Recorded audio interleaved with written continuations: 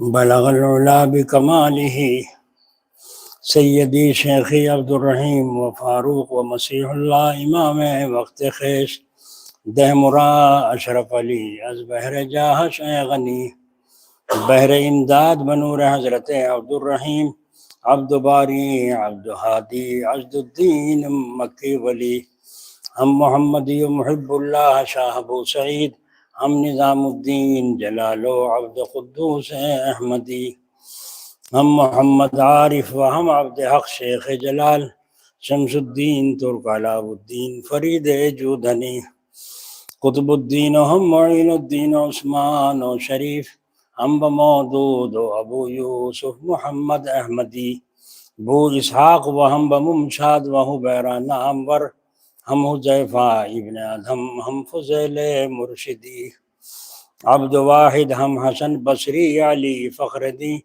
سید الکونین فخر العالمی بشرا نبی پاک کن قلب مراد و خیال غیر خیش بحر ذات خود شفایم دہز امراض دلی آمین ثم آمین۔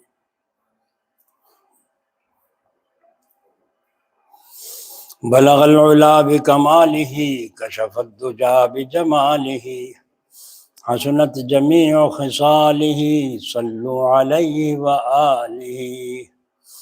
بسم اللہ الرحمن الرحیم۔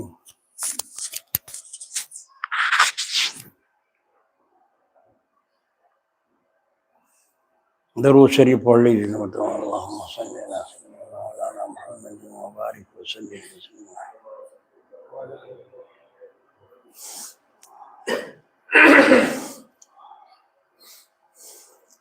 اللہ اکبر۔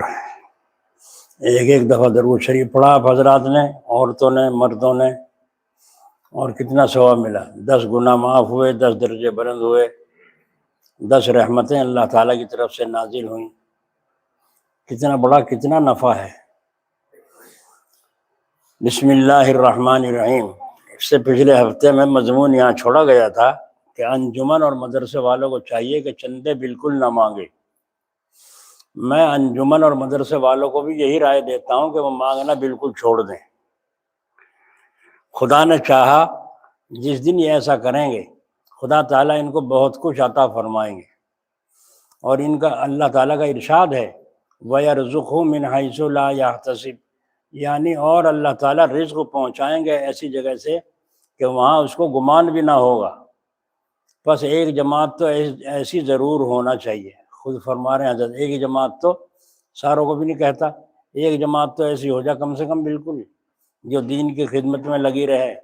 مگر ہر شخص چونکہ دین کا خادم نہیں ہو سکتا، اس لیے بعض لوگوں کو یہ چاہیے کہ کمائیں اور دوسروں کی مدد کریں، کمائیں بھی اور دوسروں کی مدد بھی کریں۔ بعض لوگ ایسے بھی ہونے چاہیے۔ سارے تو ایک سے ہو نہیں سکتے، لیکن ایک جماعت تو کم سے کم ایسی ہو۔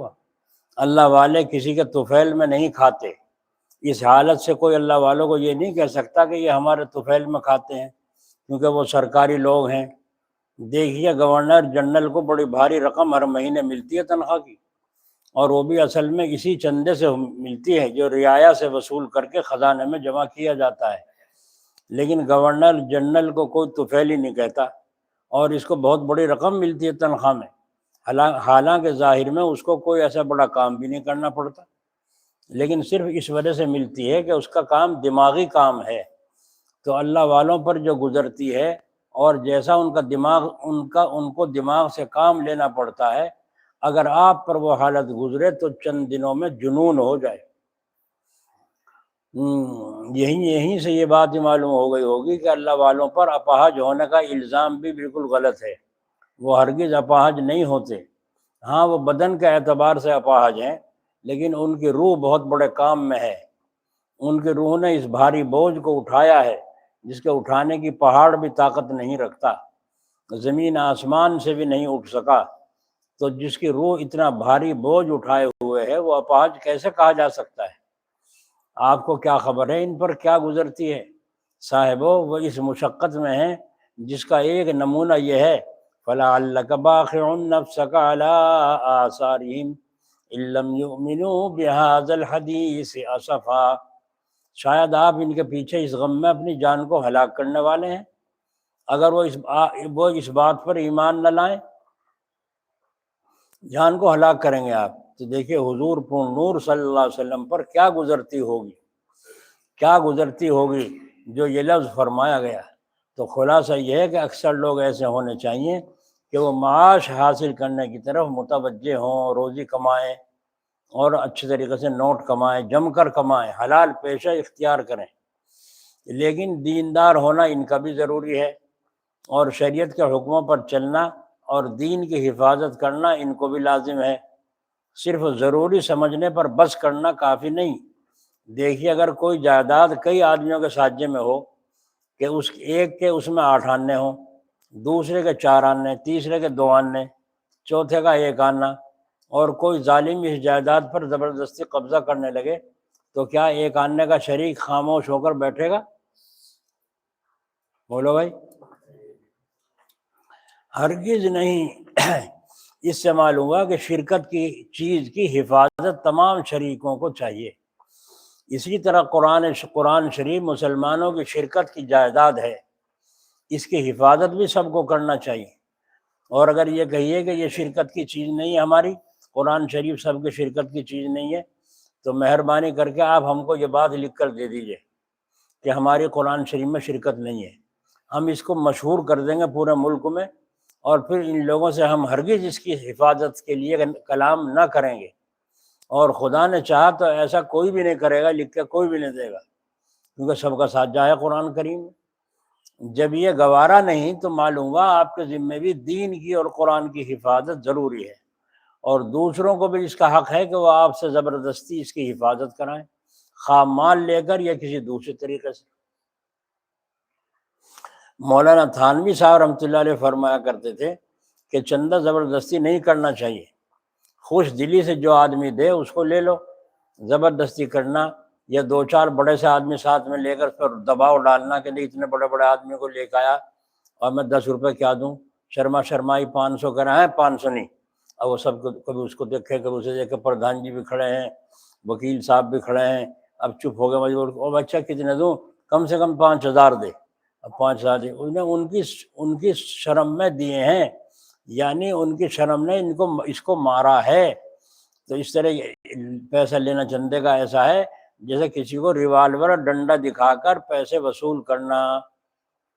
یہ حضرت تھانوی رحمۃ اللہ علیہ کا فتویٰ ہے۔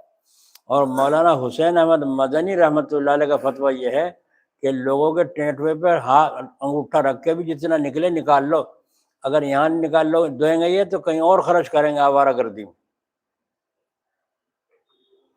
کہیں اور غلط جگہ پر اسراف فضول خرچیوں میں، شادی بیاہوں میں، کہیں ناچ تماشوں میں، کب نہ جانے پیسہ ہوگا تو ان سے سب نکال لو جو کچھ ہو، گلے پہ انگوٹھا رکھے۔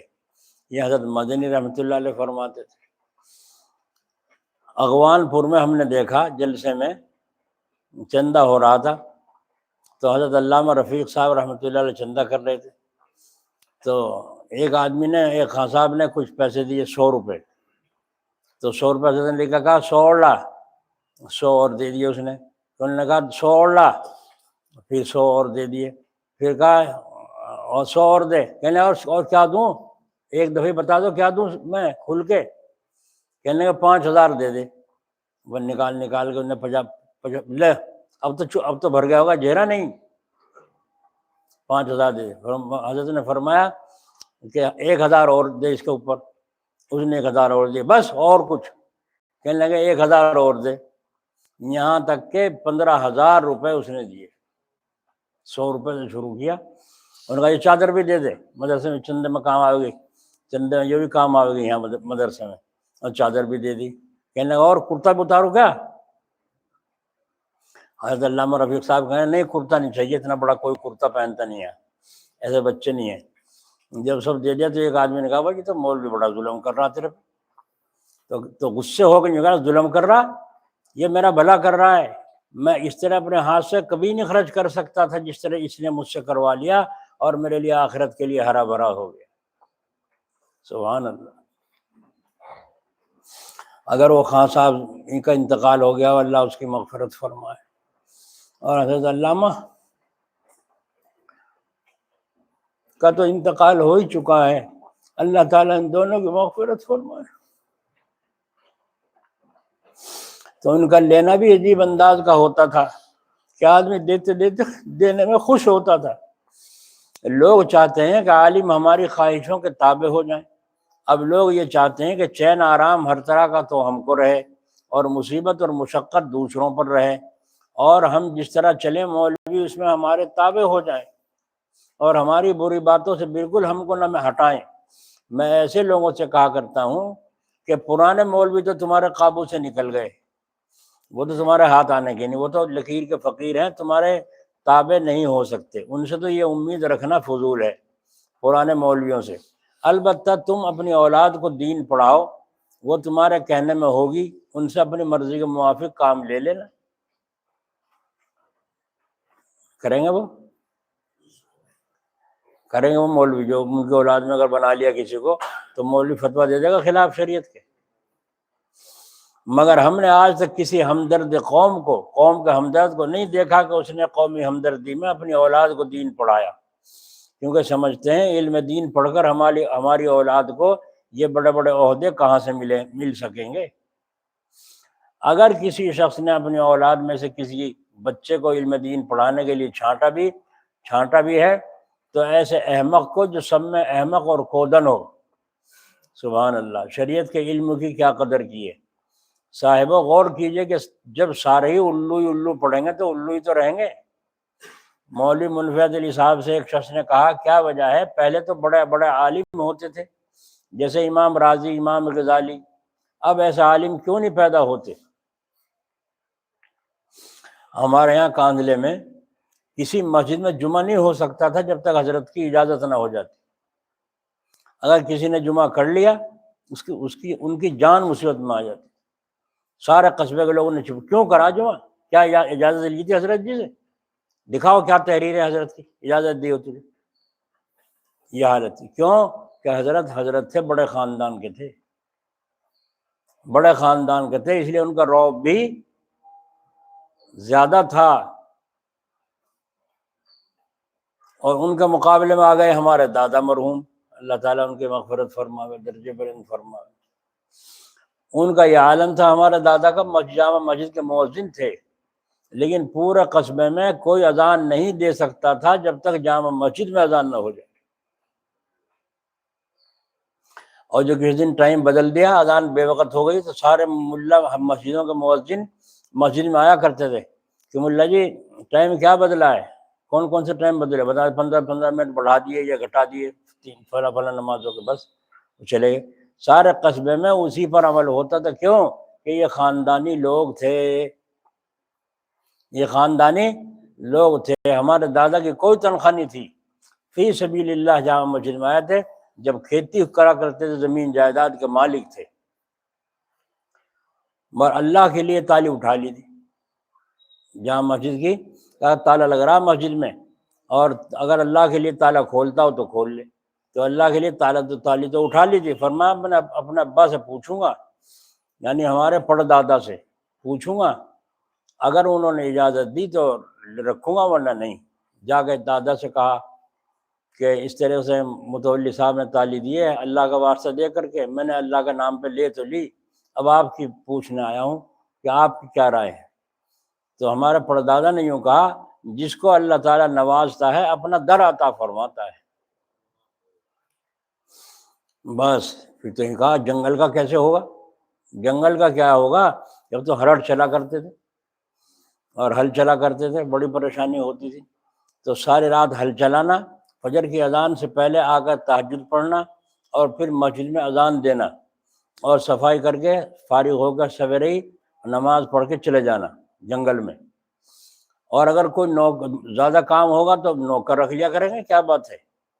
یوں کہا ہمارے پردادا نے ہمارے دادا کو، اور جامع مسجد کی تالی اٹھا لی۔ متولی صاحب نے کہا بھائی سن لے بات، ہم تجھے بھیج تو رہے ہیں مگر ہم تجھے رہنے نہیں دینے کے۔ کہنے جب رہنے نہیں دینے کا بھیج کیوں رہے مجھے خام خواہ؟ انہوں نے کہا نہیں میں تو بھیج رہا ہوں، جو ہماری برادری ہے شیخ زادوں کی، وہ تجھے رہنے نہیں دینے کے، ان کے حلق سے نیچے نہیں اترنے کا۔ تو فرمایا پھر میں کیا کروں؟ پھر میں کیا کروں آپ بتائیں؟ اندر سے اٹھ کے ڈنڈا لائے، یوں چور سا ہوا ہوا، اور وہ لا کر کے دیا، کہا یہ لے جا، جو کسی کو کوئی آئے گا بات کرے گا تو کریے ڈھنگ سے، اور جو بات سے ہٹ کر الگ بات کرے گا تو اس سے بات کریے، کہیں منہ سے بات نہ کریے، ڈنڈے سے بات کریے، یہ لے جا۔ تو وہ ڈنڈا ایسا حفاظت سے رکھا، ایک دفعہ اٹھایا تھا بس، پھر نے کبھی اٹھایا، مارا وہ بھی نہیں تھا۔ سارے قصبے پر ایسی حکومت تھی، اللہ ان کی قبر کو نور سے بھرے۔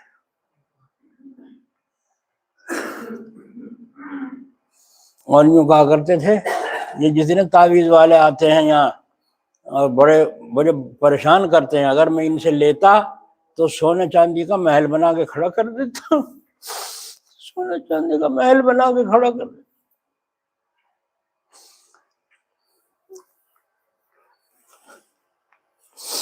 ایک دفعہ ایک عورت 2.5 روپے لے کے آئی اور کہا لو ابا جی آپ کے لیے لائی ہوں، تو آپ نے فرمایا وہیں وہ یعقوب ہے نابینا اور فلاں، اس کو دے دیا کرو، یہاں نہ لایا کرو۔ میں دے دیو، جی نہیں یہ تو تمہارے لیے ہے، نہیں بس لے لیا، دیکھا تو وہیں بیٹھا تھا یعقوب نابینا، اس کے ہاتھ میں دے دیا، وہ عورت نے دیکھا چلی گئی۔ کچھ دن کے بعد پھر آئی 2 روپے لے کر اور لا کے کہا لو یہ آپ کے لیے لائی ہوں۔ انہوں نے کہا میں نے منع کیا تھا اس دن، یہاں مت لایا کرو، یہاں چندہ تو ہوتا نہیں مسجد کا، اور یہاں مجھے چاہتا نہیں، بس پھر کیوں لائی ہو؟ تو اس نے یوں کہا میں نے اس دن دیکھ لیا تھا، آپ نے خود جیب میں نہیں رکھا اور اس نابینا کو دے دیا تھا، وہ میری گانے بجانے کی کمائی تھی، میں دیکھ کے سمجھ گئی تھی۔ پھر میں نے جا کر روڈ کاتا اور روڈ کے پیسے اکٹھے کر کے یہ 2 روپے تمہارے واسطے لائی۔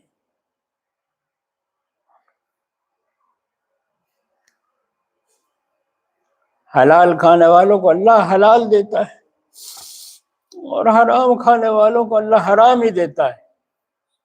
تو نیت کرو اللہ ہمیں حلال دے، حلال کھائیں گے انشاءاللہ، جو مقدر کا ہے وہ ملے گا۔ اگر حرام کمایا بھی تو کہاں جائے گا؟ وہ ڈاکٹر پہ جائے گا، پولیس والوں پہ جائے گا، ڈاکٹر پہ جائے گا، پولیس والوں پہ جائے گا، نہ جانے کہاں کہاں جائے گا۔ ایک صاحب کہہ رہے تھے کل کہ لین مین بجلی والا یوں کہہ رہا تھا کہ 5,000 روپے مجھے دے دو، تمہارے میٹر کو ایسا کر دوں گا جو 300-400 سے زیادہ بل آنا ہی کا نہیں۔ دیکھیے چوری خود بتا رہے ہیں، چور بازاری، اور چور بازاری کر کے 5,000 لے گا ہڑ کے چھٹی کرے گا، پھر دوسرے لین مین آئے گا، اسے پتہ ہی ہے چور بازاری کہاں ہو رہی ہے، 300-400 کا کیا مطلب خرچے کا، جب ان کے یہاں اتنا کام ہے تو خرچہ اتنا، وہ چور بازاری وہ چور پکڑ لے گا، اور جب وہ پکڑ لے گا تو پھر لے گا نہیں لے گا، جی وہیں آئیے نا جی وہیں وہیں لے دے گا، کر لے کام، 1,000 1,500 روپے، 500 2,000 5,000 جتنے بھی ہو 10,000 اب اسے دو۔ چوری رہی ذمے، الزام اس کے ذمے، یا پھر دینے پڑ گئے وہ الگ رہے۔ اور جو اس سے نماز پڑھی، روزہ رکھا، قرآن پاک پڑھا، اس وضو کیا، وہ سارا کا سارا حرام، تھوڑے سے لالچ میں۔ وہ بھی تو لوگ ہیں جو پانی خرید کے وضو کرتے ہیں، وہاں بھی تو لوگ ہیں جو پانی خرید کر غسل کرتے ہیں۔ اللہ نے تم کو یہاں عطا فرما رکھا ہے، اس کی قدر کرو۔ تو مولوی منفعت علی صاحب سے ایک شخص نے کہا کیا وجہ ہے، پہلے تو بڑے بڑے عالم ہوتے تھے جیسے امام راضی، امام غزالی، اب ایسا عالم کیوں نہیں پیدا ہوتے؟ انہوں نے کہا اس وقت یہ قاعدہ تھا کہ قوم میں جو سب میں سمجھدار ہوتا تھا وہ علم دین کے لیے چھانٹا جاتا تھا، بھائی اسے بچے کو بناؤ عالم۔ اب یہ قاعدہ ہے کہ سب میں احمق اور کودن جو ہو وہ علم دین کے لیے چھانٹا جاتا ہے، اور دلیل اس کی یہ ہے کہ اب بھی جو سمجھدار پڑھتے ہیں وہ امام غزالی، امام راضی سے کم نہیں ہوتے۔ میرے ساتھ چلو اور عالموں کی حالت کو دیکھو تو معلوم ہو جائے گا کہ اس وقت بھی غزالی اور راضی جیسے عالم موجود ہیں اور ہر زمانے میں پیدا ہوتے ہیں۔ ہاں یہ ضرور ہے کہ ایسے عالم ہیں بہت کم۔ وجہ اس کی یہی ہے کہ جو لوگ قابل ہوتے ہیں وہ تو ادھر متوجہ نہیں ہو، ورنہ میں سچ کہتا ہوں اگر 20 آدمی ایسے سمجھدار پڑھیں تو ان میں 15 غزالی اور رازی جیسے عالم ہو کر ضرور نکلیں گے۔ جب میں علی گڑھ گیا پہلی مرتبہ جلسے میں، تو وہاں 3 دن کا جلسہ ہوتا تھا، ایک رات میری تھی۔ تو میں نے حضرت سے جا کے اجازت لی کہ وہاں علی گڑھ بلاؤ آ رہا ہے، جلسہ ہے 3 دن کا، ایک رات کو لیے میرا بھی وہاں پروگرام رکھا، انہوں نے آئے تھے لوگ، تاریخ لے گئے تھے۔ اب میں وہاں جا رہا ہوں حضرت، کچھ نصیحت۔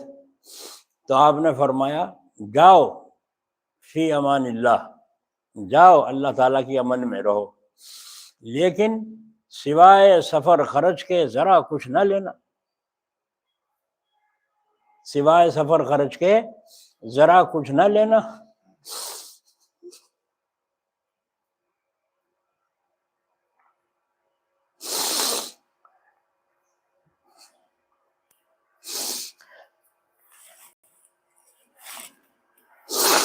کیوں کہا؟ کہ وہ خاندانی تھے، اور خاندانی بزرگ حضرت تھانوی رحمۃ اللہ علیہ کے خلیفہ تھے۔ میں گیا تھا ایک رات کے لیے وہاں، لیکن اللہ تعالیٰ کا فضل ایسا ہوا کہ 14 دن میں جان چھوٹی، 14 دن میں، اجی نہیں ابھی نہیں، اجی نہیں ابھی نہیں، اجی نہیں ابھی، کبھی وہاں رکھا جلسہ، وہاں رکھا جلسہ، پورے شہر میں علی گڑھ میں بس ایک ہلڑ مچ گیا جی، اور 2 ڈھائی گھنٹے بیان ہوتا تھا، کسی کا نمبر ہی نہیں آتا۔ اللہ تعالیٰ کا فضل و کرم۔ بعد میں کانا پھوسی کرتے تھے کہ نہ تو ہار ڈلواوے گلے میں، یہ میری شرط ہوتی تھی وہاں کے اصول کے لحاظ سے کہ وہ گلے میں ہار ڈالتے تھے مقرر کے۔ میں نے کہا میرے گلے میں ہار نہیں ڈلے گا، اور میری تقریر میں ویڈیو نہیں بنے گی، اور تیسری بات یہ ہے بیچ میں کوئی پرچہ نہیں پیش کرے گا، اور ایک بات شرط یہ ہے کہ بعد میں کوئی ہدیہ پیش نہیں کرے گا۔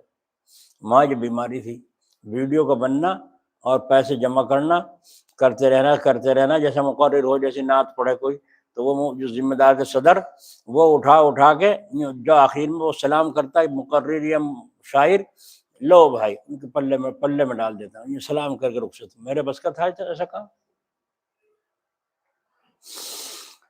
تو یہ حضرت کی برکت تھی۔ اگر حضرت کی برکت نہ ہوتی تو میں بھی یوں کر لیتا کہ ایک جلسہ اتنے دیر کا ہوا ہے، کم سے کم کچھ تو آمدنی ہو، لیکن ہر آدمی وہاں کے مولوی پوچھتے کیا لیا، کیا دیا، کچھ بھی نہیں لیا، کچھ بھی نہیں لیا۔ جب وہاں سے چلا میں 14 دن کے بعد، تو میں نے ان سے ذمہ دار سے کہا، میں نے بھائی اب کرایہ تمہارے ذمہ ہے، تم نے بلایا تھا کہ ہاں جی کتنا؟ میں نے کہا 14، وہ 60 روپے بیٹھے ہیں، تقریباً 60 یا 65 روپے بیٹھے تھے۔ میں نے کہا 60 یا 65 روپے بیٹھے ہیں، وہ دے دیجیے۔ انہوں نے دے دیے، سارے کے سارے حیرت میں گئے، اور میں وہاں سے چلا آیا۔ بہت لوگوں سے ملاقات ہوئی، حضرت جلال آباد رحمۃ اللہ علیہ کے مریدین بھی تھے، حضرت جی کانگڑے والوں کے مریدین بھی ملے، بہت سے لوگ حضرات دوسرے بزرگوں کے دن میں ملاقات کے لیے آتے تھے، طے ہو جاتا تھا۔ تو جب یہاں سے میں آ گیا تو ان لوگوں نے کہا بھائی ایک آدمی اتنا کام کر گیا سارے شہر میں اور کچھ نہیں لیا، تعجب ہے، ایسا کرو اس کو وہیں دے کے آنا چاہیے۔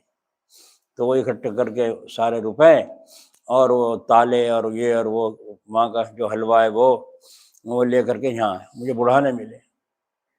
میں نے کہا بھائی پھر آگے دیکھیں تاریخ لینے، میں تاریخ لینا پھر آگے ہو گئے۔ ایک دن کے بعد سے بلایا تھا، 14 دن میں جان چھٹی تھی۔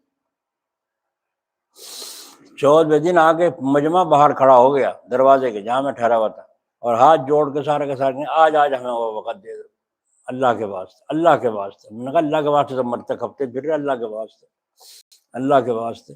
میں نے کہا یہ شرط ہوگی میرا بیگ یہاں سے اٹھا کے ساتھ لے چلنا، اور وہاں جلسے میں سے فارغ ہوتے دعا کے بعد میرا بیگ جا کر گاڑی میں مجھے سوار کر دینا، وہیں سے وہیں، پھر یہاں نہیں آنے کا۔ میں اگر یہ منظور ہو تو ٹھیک ہے، ورنہ تو میں جا رہا ہوں۔ ان کا جو منظور ہے، تو وہاں سے وہاں رات کو سوار کر دیا۔ اتارتے ہم 3 بجے مظفر نگر آ کے اترے۔ ہائے ہائے، تو وہ میں نے کہا تم چلو گھر، میں نے پرچہ لکھ کے میں نے کہا یہ ہمارے گھر پہنچا دیا، کھانے وغیرہ کا انتظام کے لیے لکھ دیا۔ تو وہاں سے میں فوراً جلال آباد گیا۔ میں نے کہا یہ آئے ہیں اور تھیلے ویلے کچھ لے رہے ہیں، یہ کچھ پیش کریں گے ضرور ہے، کیا کروں۔ تو حضرت سے جا کے میں نے کہا حضرت وہ علی گڑھ کے لوگ آئے ہیں اور وہ شاید کچھ پیش کریں گے، تو اب کیا کروں، مجھے اس کا پتہ نہیں ہے، معلوم نہیں ہے کیا کروں۔ تو حضرت نے یوں کر کے فرمایا اگر چندہ کر کے نہ لائے ہوں تو لے لیجیے، اگر چندہ کر کے نہ لائے ہوں تو لے لیجیے۔ میں نے کہا جی بہت اچھا، کچھ نہیں فرمایا حضرت نے۔ میں اٹھ کے فوراً مسافہ کر کے چلایا، کیونکہ آنے کی جلدی تھی، اللہ کا حکم سواری ایسی تیز ملی کہ اس طرح میں یہاں فوراً پہنچ گیا شام سے پہلے۔ اور آنے کے بعد ملاقات کی، پھر کھانا وانا کھایا مغرب کے بعد، اور بیٹھ کے جب فارغ ہو کے بات چیت کرنے لگے تو انہوں نے پیش کیا یہ تو اس میں حلوہ ہے، وہاں کا علی گڑھ کا مشہور ہے سون حلوہ، اور یہ تالے ہیں ہمارے وہاں بنتے ہیں۔ اچھا جی، ایک لفافہ موٹا سارا، 9 روپے بھر رہے۔ میں نے کہا یہ سون حلوہ کس کی طرف سے ہے؟ میں نے کہا میری طرف سے ہے۔ اچھا، میں نے کہا بھائی یہ تالے کس کی طرف سے ہیں؟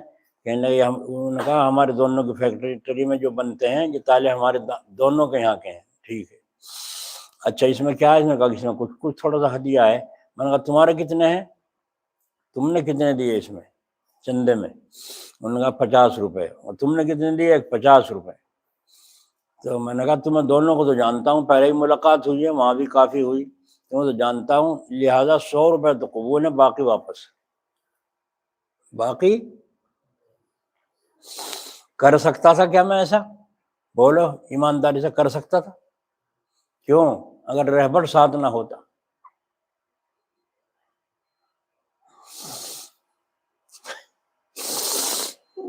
حضرت فرمایا کرتے تھے، اب یاد آتی ہیں باتیں ہم نے قدر نہ پہچانی۔ فرمایا کرتے تھے شیخ ساتھ نہیں پھرا کرتا، شیخ کی تعلیم ساتھ رہتی، جو کہہ دیا وہ کر لیتا۔ میں نے کہا بھائی حضرت کا یہ حکم نہیں، وہ اشارہ کرنے لگے، میں نے کہا حضرت کا حکم نہیں ہے۔ فرمایا حضرت سے تو ہم نے بتایا بھی نہیں تھا۔ میں نے کہا تم گئے تھے؟ ہاں، کہاں گئے تھے؟ ہم پہلے جلال آباد پہنچے تھے، جا کے حضرت سے ملاقات کی، ملاقات کر کے ہم بیٹھے رہے تو حضرت نے فرمایا وہ گئے تھے تمہارے یہاں، بیان کیسا رہا؟ میں نے کہا بہت فیض ہوا پورے شہر میں، بڑا اچھا۔ تو حضرت نے فرمایا اچھا جاؤ، تمہیں تو پھر حسین پور بھی جانا ہے۔ کہا ہم نے کہا بھی نہیں کہ حسین پور جا رہے ہیں۔ حضرت نے خود ہی فرمایا کہ جاؤ، تمہیں تو حسین پور بھی جانا ہے۔ ہم اٹھ کے چلائے تو میں نے کہا اللہ تیری شان، میں وہاں پھر رہا ہوں اور یہاں پڑا ہوں، اور حضرت کی نظر یہاں تک۔ وہ کہہ رہے ہیں وہ گئے تھے، حضرت پوچھ رہے ہیں ان سے، اور پھر میں فرمایا جاؤ، تمہیں تو حسین پور بھی جانا ہے۔ تو یہ تعلق کی بات ہے کچھ اور۔ اب کہاں تعلق ایسا شیخ سے؟ پیر بنا لیا اور پیر ادھر کو کر کے لیٹتے بھی نہیں۔ کہاں شیخ سے تعلق ہے ہی نہیں اپنے شیخ سے۔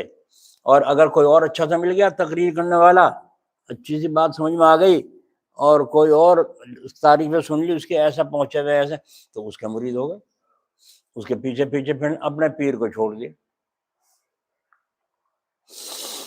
ایک واقعہ یاد آ گیا، سنا دو۔ حضرت جلال آبادی رحمۃ اللہ علیہ کے مرید تھے حافظ محمود صاحب، یہاں ان کی رشتہ داری بھی تھی رائیوں میں، حضرت کے بڑے خاص تھے۔ ان کے یہاں حضرت کی دعوت سال بھر میں ایک دفعہ ہوا کرتی، اور جب وہ دیر ہو جاتی تھی بعض دفعہ حضرت خود کہتے تھے، یاد دلاتے ہیں حافظ جی اماں سے سلام کہنا، یہ کہنا کیا سال بھر ابھی ہوا نہیں ہے؟ اور بعض دفعہ حضرت جی نہیں کہتے تھے، وہ خود آتے تھے، فرمایا ہاں سال پورا ہو چکا، میرے یاد نہیں رہا تھا۔ تو ایک دفعہ دعوت ہوتی تھی۔ انہوں نے کہا حضرت آپ کی دعوت ہے، بہت اچھا۔ کب کی؟ ایک دوپہر کی، کل کے دوپہر کی۔ اچھی بات، بہت اچھا۔ اور حضرت اماں نے یوں کہا تھا کہ حضرت سے پوچھ چاہیے کیا پکاویں؟ کہا یہ کری تم نے کام کی بات، یہ پوچھ لیا، اور اپنی مرضی جو پکاؤ گے کھلاؤ گے وہ کھا لیں گے، جو مرضی آئی۔ تو حضرت نے فرمایا مکی کی روٹی، چنے کا ساگ، اور اس میں قیمہ پڑا ہوا ہو، اور گھی دونوں طرح کا برابر میں رکھا ہوا ہو، لسی رکھی ہوئی ہو، بس یہ پکانا۔ کہنے جی بہت اچھا۔ ایسے کاشتکاروں کے تو بائیں ہاتھ کا کام ہے کچھ جگہ اس میں۔ تو مکی گھر کی ساگ لے لیا، چلو پکا لو، تو پکا کے رکھ دیا۔ حضرت علامہ رفیق صاحب اور چھوٹے مولوی صاحب کہتے تھے، سید عابد حسین صاحب رحمۃ اللہ علیہ، ان کو چھوٹے مولوی صاحب کہتے تھے، چھوٹے مول صاحب حضرت جی کو بڑا کہتے تھے۔ ان سے بھی کہا حضرت آپ کی بھی دعوت ہے، حضرت آپ کی بھی دعوت ہے۔ علامہ صاحب کو چھوٹے مول صاحب بہت چپ ہو گئے، جواب تو دے دیا۔ جب حافظ جی اٹھ کے چلے باہر نکلے تو باہر چھوٹے مول صاحب آئے جھپٹتے ہوئے اور آ کر کے کہا او حاج جی جو دعوت کرنی ساگ پات کھلانا تو حضرت جی کو کھلا لیا، ہم نہیں آنے گے۔ اگر نہیں حضرت نہیں نہیں ایسی بات نہیں، اگر پھر تو ٹھیک ہے، پھر تو ٹھیک ہے۔ اب جب پہنچے وہاں تو وہ دسترخوان لگا ہوا ہے، سب اوپر ڈھکا ہوا ہے، اس کو اٹھایا حضرت نے، دیکھا تو وہاں بریانی بھی ہے، فیرنی بھی ہے، مرغا بھی ہے، اور یہ بھی ہے، ساگ بھی ہے اور گھی بھی ہے۔ تو حضرت نے وہ سارا دھندا دیکھ کر کے ان کی طرف حافظ جی کے دیکھا، کچھ کہنا چاہتے تھے، ابھی کہا بھی نہیں تھا، چھوٹے مول صاحب پھر بول پڑے اور فرمایا واہ واہ واہ واہ، اللہ کی ساری نعمتیں بھری پڑی، جس کا جو جی چاہے کھاؤ۔ سبحان اللہ، جس کا جو جی چاہے کھاؤ۔ حضرت جی سمجھ گئے کہ یہ اسی کا بیج بویا ہوا۔ حضرت سمجھ گئے، پھر حضرت نے کچھ نہیں کہا۔ اللہ اکبر، کیا ٹھکانہ تھا۔ تو اس طرح دعوت کرنا، دعوت کے انتظار میں رہنا اور دعوت کھاتے پھرنا، یہ کون سی شان رکھتے ہیں یہ اہل علم؟ امام راضی، امام غزالی، اب ایسے عالم کیوں نہیں پیدا ہوتے؟ تو انہوں نے کہا اس وقت یہ قاعدہ تھا، قوم میں جو سب میں سمجھدار ہوتا تھا وہ علم دین کے لیے چھانٹا جاتا تھا، اور اب یہ قاعدہ ہے کہ جو سب میں احمق اور کودن ہو وہ علم دین کے لیے چھانٹا جاتا ہے۔ اور دلیل اس کی یہ ہے کہ اب بھی جو سمجھدار پڑھتے ہیں وہ امام غزالی، امام راضی سے کم نہیں ہوتے۔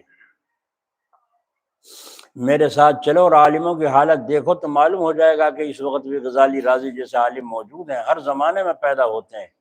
ہاں یہ ضرور ہے کہ ایسے عالم بہت کم ہیں، اور وجہ اس کی یہی ہے کہ جو لوگ قابل ہوتے ہیں وہ تو ادھر متوجہ نہیں ہوتے، ورنہ میں سچ کہتا ہوں اگر 20 آدمی ایسے سمجھدار پڑھے تو ان میں 15 غزالی اور راضی جیسے عالم ہو کر ضرور نکلے۔ اچھا، اب تک بلاوے آتے ہیں، فون پرسوں بھی فون آیا تھا، علی گڑھ کے قریب میں قصبہ ہے، قصبہ کوڑیا گنج، تو وہاں سے فون آیا تھا، بلا رہے تھے۔ میں نے کہا ابھی طبیعت ٹھیک نہیں ہے، لمبا سفر ہے، اب میں آ نہیں سکتا، تو یہاں گھر تک بھی جانا مشکل ہو رہا ہے۔ تو یہ عزت جو اللہ نے عطا فرمائی کس کی برکت سے؟ شیخ کی برکت سے، اس پر عمل کرنے کی برکت سے۔ اور شیخ ایک ہو دو، خصم ایک ہو دو، ہائے ہائے۔ اب بیچارے غریب جو لائے دھنے پڑھتے ہیں، ان کی سمجھ جیسی ہوتی ہے ویسے عالم ہوتے ہیں، اور یہ ہو نہیں سکتا کہ غریب غربا کے بچوں کو نہ پڑھایا جائے، کیونکہ امیروں نے تو خود پڑھنا چھوڑا، اور ان سے ہم چھڑا دیں غریبوں سے، تو پھر علم دین کس کو پڑھائیں؟ دوسرے یہ کہ غریب غربا کیا کریں گے؟ انگریزی تو پڑھ نہیں سکتے کیونکہ اس کے لیے بہت بڑی رقم چاہیے، عربی ہم نہ پڑھائیں تو یہ بیچارے بالکل ہی کورے رہے۔ اور واقعی علم دین ایسی عجیب چیز ہے کہ اس میں محنت بھی کم اور خرچ بھی کم، اور انگریزی میں محنت بھی زیادہ ہے اور خرچ بھی زیادہ ہے۔ ایک آدمی کو تیلی تھا، قوم سے تیلی، وہ عالم تھے، اچھے عالم تھے، بڑے تقوی والے تھے۔ حضرت تھان رحمۃ اللہ نے ان کی حالت کو دیکھ کر خلافت دے دی۔ جب تھانہ بہن کے شیخزادوں کو پتہ چلا تو انہوں نے حضرت کو کہا بھائی کہو حضرت سے، کہا حضرت آپ نے جس کو خلافت دی سے دیکھ بھی لیا کون ہے وہ؟ دیکھ بھی لیا آپ نے کون ہے وہ؟ تو آپ نے فرمایا کون ہے؟ فرمایا وہ فلاں تیلی ہے وہ جسے تم نے خلافت دی ہے۔ جب تیلی جو لاہو پہ خلافت چلی جائے گی تو ہم شیخ کیا کریں گے، ہمیں کون پوچھے گا؟ تو حضرت نے فرمایا بعض تیل گھی سے اچھے ہوتے ہیں۔ کیا فرمایا؟ بعض تیل گھی سے اچھے ہوتے ہیں۔ خلافت دین اور علم دین ایسا سستا ہے، اگر کوئی شخص اول سے آخر تک ایک کتاب بھی نہ خریدے، ہر کتاب اس کو مدرسے میں میسر آ سکتی ہے۔ اور ایسے بہت سے لوگ ہیں جنہوں نے تمام کتابیں مدرسوں ہی سے لے کر پڑھی ہیں، اور انگریزوں میں آپ ایک آدمی کو بھی نہیں بتلا سکتے جس نے BA تک پڑھا ہو اور اس کو قریب کل کتابیں نہ خریدنی پڑی۔ اس سے معلوم ہوا کہ دینی تعلیم نہایت سستی ہے اور دنیاوی تعلیم نہایت ہی مہنگی ہے۔ اس پر مجھے اپنے بھائی کی ایک بات یاد آ گئی، اکبر علی کی۔ ایک مرتبہ انہوں نے والد صاحب سے کہا اس کی کیا وجہ ہے، آپ مجھ سے تو خرچ کا حساب مانگتے ہیں، حساب لیتے ہیں، اور بڑے بھائی سے کوئی حساب نہیں لیتے، اشرف علی سے کوئی حساب نہیں لیتے، میرے سے حساب لیتے ہو، حالانکہ میرا خرچ بھائی سے بہت زیادہ ہے۔ مجھ کو تو اگر ایک قلم کی بھی ضرورت ہوگی تو وہ بھی 8 آنے کا آئے گا، اور وہ تو چھپر میں سے ایک سینٹا نکال کر قلم بنا لیں گے اور کارروائی ہو سکتی ہے، لکھا پڑھی کر سکتے ہیں، ہے نا؟ تو آپ مجھ سے تو حساب لیتے ہیں، یہ فرمایا، کارروائی ہو سکتی ہے۔ تو دیکھیے علم دین کس قدر سستا ہے، اور یہی دلیل ہے اس کے ضروری ہونے کی، کیونکہ قاعدہ ہے کہ جتنی کسی چیز کی زیادہ ضرورت ہوتی ہے اسی قدر وہ سستی ہوتی ہے اور ہر جگہ میسر آ سکتی ہے، اور جس قدر بیکار ہوتی ہے اسی قدر مہنگی ہوتی ہے اور کم ملتی ہے۔ آئی سمجھ میں بات؟ نہیں آئی؟ آ رہی؟ کیا آ رہی؟ کتنی سستی ہے؟ سستا ہے پانی، ہر جگہ موجود ہے کہ نہیں؟ نالیاں بہہ رہی ہیں، سڑکوں پہ اکٹھا ہو رہا ہے پانی، اتنا سستا ہے۔ اور اس سے سستی ہے ہوا، اور کتنی قدر کی ہے ہوا، کتنی مہنگی ہے۔ اگر 1 منٹ کے لیے ہوا بند ہو جائے سارے جاندار تڑپ تڑپ کے مر جائیں، سانس کیسے آئے گا؟ ہوا سے تو سانس آ رہا ہے، کمرے کی کواڑ بند کر کے اور لحاف اوڑھ کر لیٹ جاؤ، ہوا وہاں بھی موجود ہے نا؟ ہوا وہاں بھی تو قدر کی چیز ہے کہ نہیں؟ پہیے میں سے پنچر ہو گیا، ہوا نکل گئی اور کھڑی گاڑی، کتنی قیمتی چیز ہے ہوا، لیکن چونکہ اس پر ہوا قبضے میں دوسرے نے کر رکھی ہے کچھ، اور وہ بیچتا ہے، اسے پیسے دینے پڑ رہے ہیں۔ اسی پر غور کر کے دیکھیے تو معلوم ہو کہ عربی بہت بڑے مرتبے کی چیز ہے، اور انگریزی اس کے مقابلے میں بہت کم مرتبے کی ہے۔ بس عربی کی طرف زیادہ توجہ ہونی چاہیے کیونکہ وہ زیادہ ضرورت کی چیز ثابت ہوئی، اور انگریزی کی طرف کم توجہ ہونی چاہیے، اور کم متوجہ ہونے کی اجازت بھی دینداروں کے لیے ہے، ورنہ جن کے دین بگڑ جانے کا ڈر ہے ان کو تو انگریزی سے بالکل روکا جائے گا، وہ انگریزی کو بالکل چھوڑ دیں، صرف عربی کی طرف متوجہ ہوں۔ یہاں تک تو یہ ثابت ہوا کہ دین کی حفاظت کے لیے عربی پڑھنا ضروری ہے۔ اب میں آخر درجے کہتا ہوں، اگر خدا کے واسطے عربی نہ پڑھو تو کم از کم انگریزی ہی کے لیے عربی ضرور پڑھ لو۔ بیان اس کا یہ ہے کہ عربی پڑھنے سے لیاقت بڑھتی ہے، اور اس لیاقت سے انگریزی تعلیم میں بہت مدد ملتی ہے۔ میرے سب سے چھوٹے بھائی مراد آباد کے انگریزی اسکول میں گئے، وہاں ان کی ذہانت اور سمجھ کی یہ حالت تھی کہ تمام لوگ حیران تھے۔ مراد آباد کے انگریزی اسکول میں سب لوگ حیران تھے، یہاں تک نوبت پہنچ گئی تھی کہ ان کے ماسٹر بھی ان کی ذہانت سے عاجز ہو گئے تھے۔ ایک دفعہ یہ واقعہ ہوا کہ رمضان المبارک کا زمانہ قریب آ گیا، اور اسکول کے لڑکوں نے چاہا کہ کسی حافظ کو بلا کر ایک قرآن سنیں۔ پرسپل سے پوچھا تو جواب ملا کہ یہ نئی بات ہے، اس کی اجازت نہیں مل سکتی۔ بھائی نے کہا اگر قدیمی بات ہوتی تو کیا اجازت مل جاتی؟ یعنی پہلے سے ہوتا چلا آتا ہو تو کیا اجازت مل جاتی؟ جواب ملا ہاں مل جاتی۔ بھائی نے کہا اگر نئی بات اجازت کے لائق نہیں ہے تو چاہیے کہ اس وقت بھی کوئی قدیم بات نہ پائی جائے، اس وقت کوئی قدیمی پرانی بات نہ پائی جائے، کیونکہ جو بات اب پرانی ہے وہ کسی وقت تو نہیں ہوگی، شروع ہوئی ہوگی جب نہیں ہوگی، اور نئی بات اجازت کے لائق نہیں، پر جب اس کی اجازت نہ ہوگی تو پھر وہ قدیمی کیسے بنے گی؟ پرنسپل حیران رہ گیا۔ آخر بھائی نے کہا اس سے معلوم ہوتا ہے کہ دار و مدار اجازت کا قدیم ہونے پر نہیں ہے، بلکہ اس پر ہے کہ اس میں کوئی خرابی نہ ہو۔ تو اس میں کیا خرابی ہے تراویح پڑھنے میں؟ آخر مجبور ہو کر پرنسپل نے اجازت دے دی۔ تو سب لوگ حیران تھے ان کی ذہانت سے، یہ صرف عربی لیاقت کی بدولت تھا۔ ایسے بہت سے قصے ان کے ہوئے ہیں کہ ان کے سوا اور بہت ایسے واقع میں نے دیکھے ہیں۔ اس لیے میں کہتا ہوں اگر خدا کے لیے عربی نہیں پڑھتے تو اپنی انگریزی ہی کے لیے پڑھ لو، اس سے انگریزی میں استعداد اور صلاحیت بڑھتی ہے۔ شاید کسی کو شبہ ہو کہ جو علم دین انگریزی کے لیے پڑھا جاوے اس پڑھنے سے کیا فائدہ، اس کی رغبت کیوں دلائی جا رہی ہے؟ تو سمجھو علم دین وہ چیز ہے کہ ایک نہ ایک دن اپنا اثر ضرور کرتا ہے، اور اس شخص کو اپنا ہی بنا لیتا ہے۔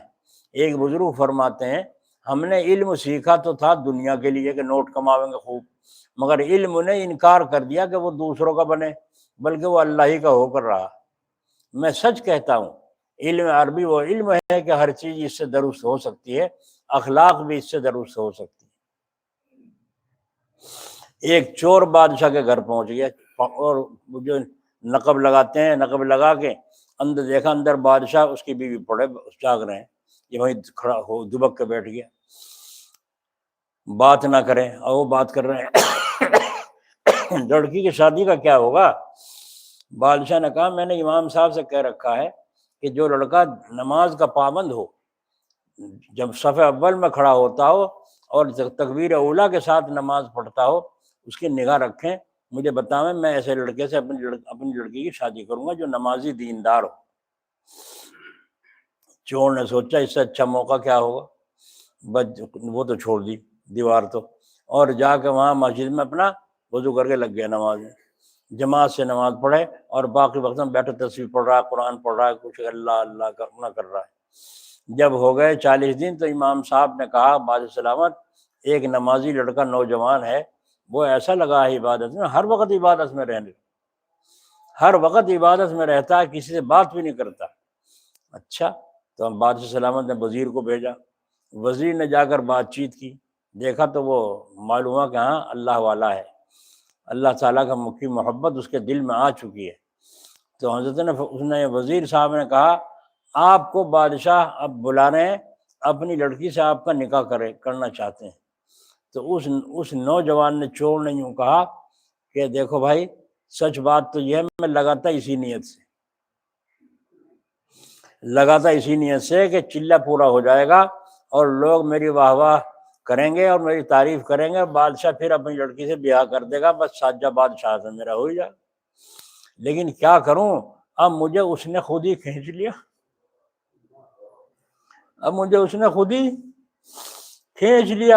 مجھے نہ بادشاہ کی ضرورت ہے، نہ بادشاہ کی لڑکی کی ضرورت، جاؤ اپنا کام کرو، میرے وقت خراب نہ کرو۔ وزیر نے جا کے بادشاہ سے کہا جو تو ہو لیا کام اس کا، تو یوں قصہ تھا، انہیں جو پاٹ دی تھی وہ وہی چور تھا، لیکن وہ لگا تو اس نیت سے، اب تو یوں کہہ رہا جاؤ میرا وقت خراب نہ کرو، میں تمہارا نہیں ہوں، لیکن مجھے اس نے اپنا بنا لیا، میں کیا کروں۔ تو حاصل یہ ہے کہ علم دین کی جس میں قرآن شریف بھی داخل ہے، ہر آدمی پر حفاظت ضروری ہے۔ بولو ضروری ہے کہ نہیں؟ اگر ضروری سمجھتے تو کوڑیوں پہ آج ورقے نہ پڑے پاتے، کوڑیوں پر قرآن کے ورقے پڑے ہیں آج کل۔ لیکن اکثر لوگ کہا کرتے ہیں قرآن کو اگر پڑھا جائے تو نرے الفاظ کے پڑھنے سے کیا نفع؟ اس سوال کا ایک جواب تو ہو گیا کہ اس کے پڑھنے کی ضرورت ہے، اور ضرورت کے ہوتے ہوئے کسی اور نفع کا ہونا ضروری نہیں۔ اگر کسی کو پیاس لگی ہو اور وہ پانی پینا چاہے اور کوئی آدمی اس سے کہے پانی پینے سے کیا فائدہ، تو اس کو صرف یہ کہہ دینا کافی ہے کہ اس وقت اس کی ضرورت ہے، کیونکہ پیاس بہت لگی ہے، اس کے سوا اور کسی کا فائدہ مند ہونا کیا ضروری ہے، فائدہ کا ہونا کیا اگر آپ کو نفع کی تلاش ہے تو لیجئے نفع بھی بیان کر کے دیتا ہوں۔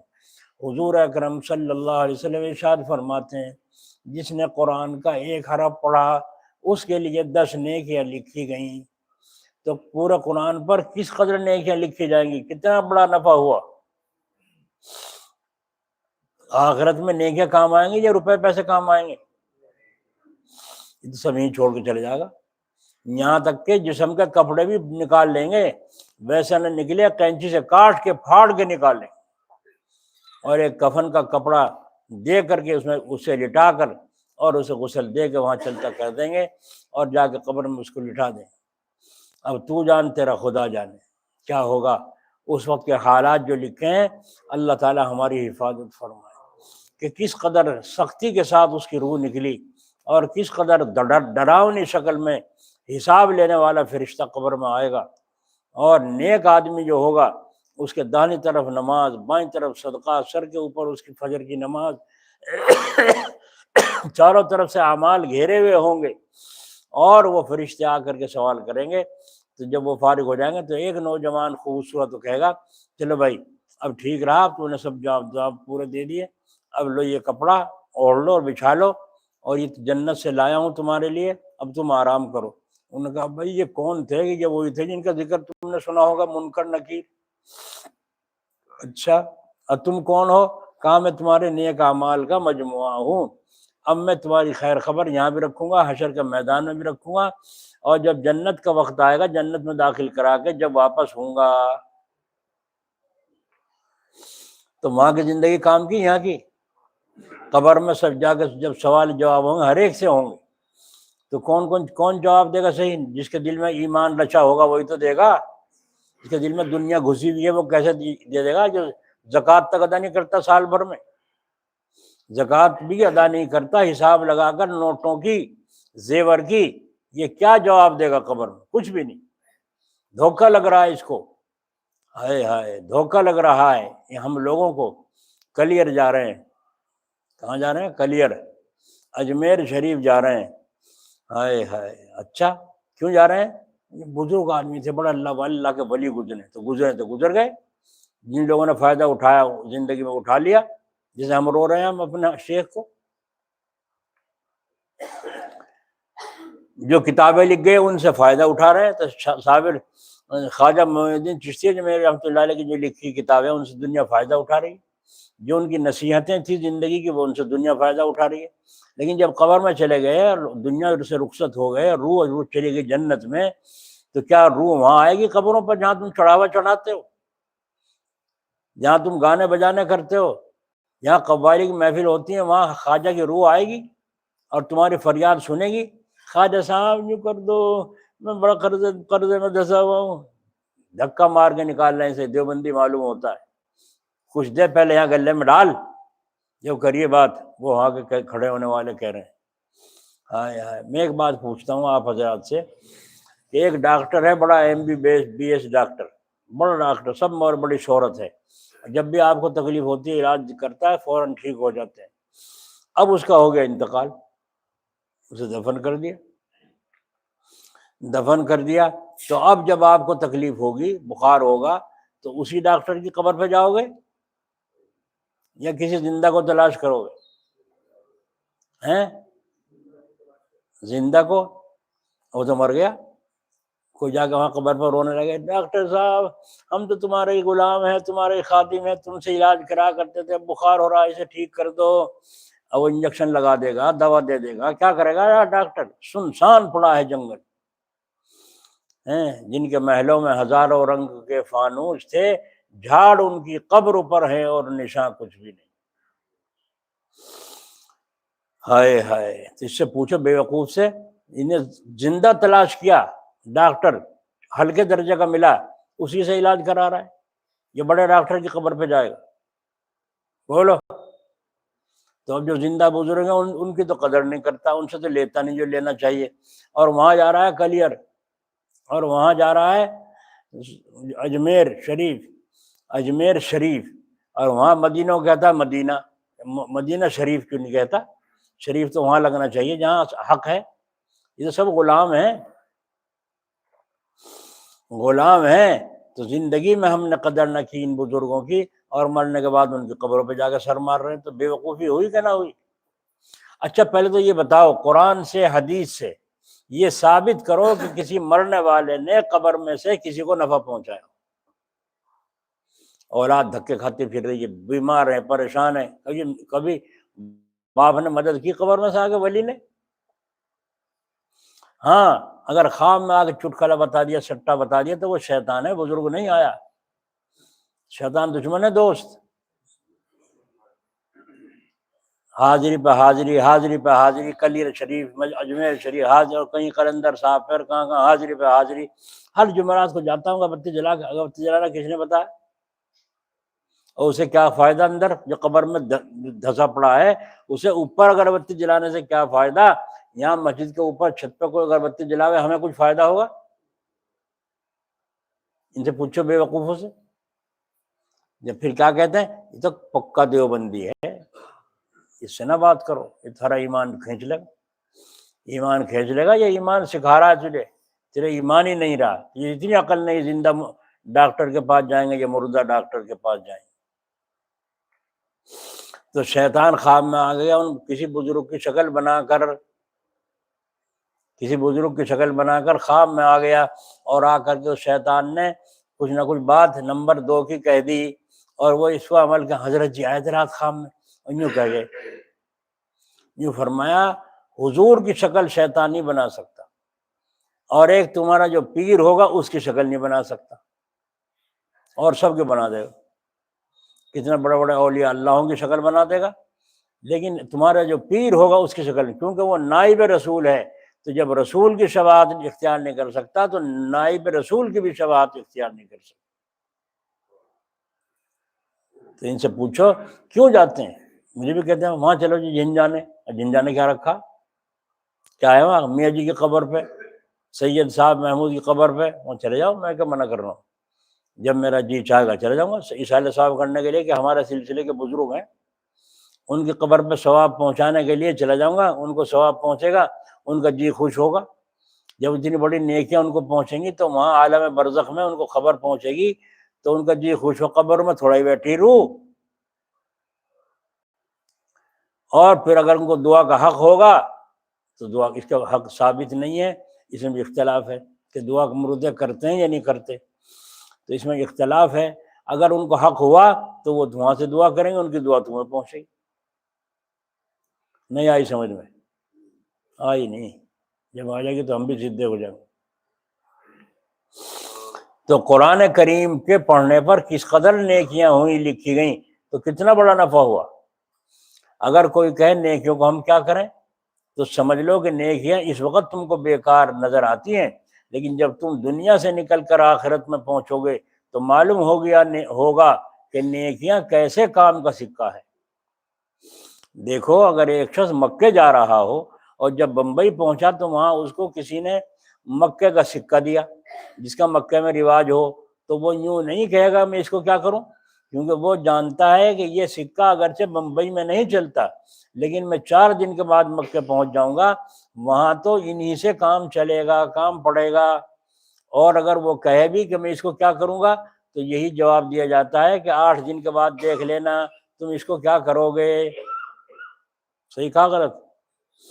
اسی طرح تم کو اس وقت نیکیاں بیکار معلوم ہوتی ہیں، لیکن جب قیامت کے میدان میں کھڑے ہوگے اور لوگوں کے اعمال نامے وزن کیے جا رہے ہوں گے اور ان کے موافق عوض مل رہا ہوگا اور تم خالی ہاتھ کھڑے ہوئے ناچ رہے ہوگے، اس وقت معلوم ہوگا کہ نیکیاں کیا چیز تھیں۔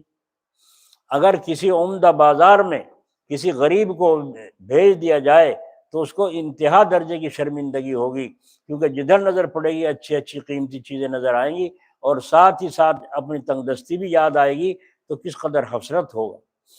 خاص کر جب کہ بازار جاتے وقت اس سے کہا گیا ہو بھائی کچھ نقد روپے لیتے جاؤ، اور وہ چھوڑ کے چلا گیا ہو، کیا کروں گا نوٹوں کا وہاں میں، بس یہی حالت میدان قیامت میں ان لوگوں کی ہوگی، اور وہ ایسا وقت ہوگا کہ اس وقت سوائے اس سکے کے اور کوئی سکہ کام نہیں دے گا،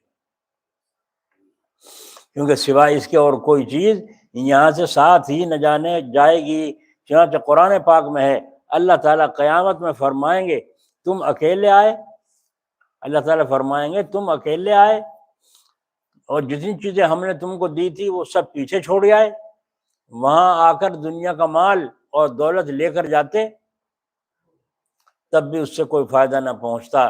چنانچہ ارشاد ہے اگر تمام زمین کے خزانے بھی اس وقت مل جاتے تو انسان اپنی جان چھڑانے کے لیے دیتا، لیکن اس سے کچھ بھی چیز قبول نہیں ہوتی۔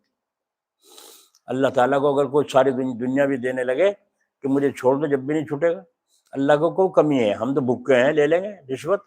اب اس کا جواب معلوم ہو گیا کہ نیکیوں کو کیا کریں گے، یعنی اس وقت ان کی قدر ہوگی، وہاں نیکیوں کی یہ حالت ہوگی کہ سب چیزوں سے زیادہ عزیز ہوں گی، اور اس قدر نیکی عزیز ہوگی کہ ایک آدمی کے عمل وزن کیے جائیں گے تو اس کے گناہ اور نیکیاں دونوں برابر ہوں گی۔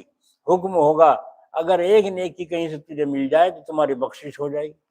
یہ سن کر وہ بہت خوش ہوگا، میرا تو بڑا کنبہ ہے، بھائی بیٹا ماں باپ دوست آشنا بہت لوگ ہیں، کوئی تو ضرور ایک نیکی دے ہی دے گا۔ چنانچہ یہ سوچ کر سب کے پاس جائے گا اور سب کے سب انکار کر دیں گے، سخت پریشان ہوگا اور بالکل نا امید ہو جائے گا۔